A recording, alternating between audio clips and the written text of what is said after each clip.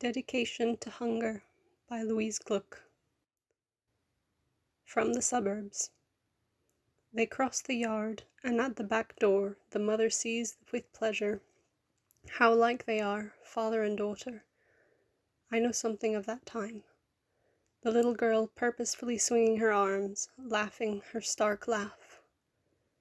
It should be kept secret, that sound. It means she's realized that he never touches her. She is a child. He could touch her if he wanted to. Grandmother.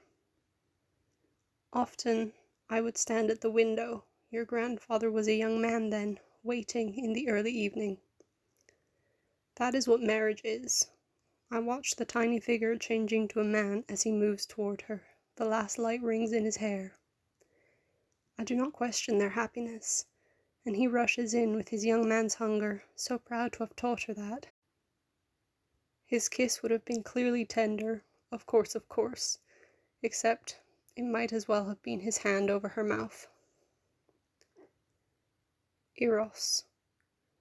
To be male, always to go to women and be taken back into the pierced flesh. I suppose memory is stirred, and the girl child who willed herself into her father's arms likewise loved him second. Nor is she told what need to express. There is a look one sees, the mouth somehow desperate, because the bond cannot be proven. The Deviation. It begins quietly in certain female children, the fear of death, taking as its form dedication to hunger. Because a woman's body is a grave, it will accept anything. I remember lying in bed at night, touching the soft, digressive breast, touching, at 15, the interfering flesh that I would sacrifice until the limbs were free of blossom and subterfuge. I felt what I feel now. Aligning these words, it is the same need to perfect, of which death is the mere byproduct. Sacred objects.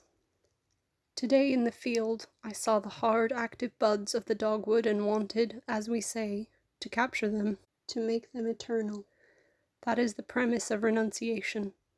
The child, having no self to speak of, comes to life in denial.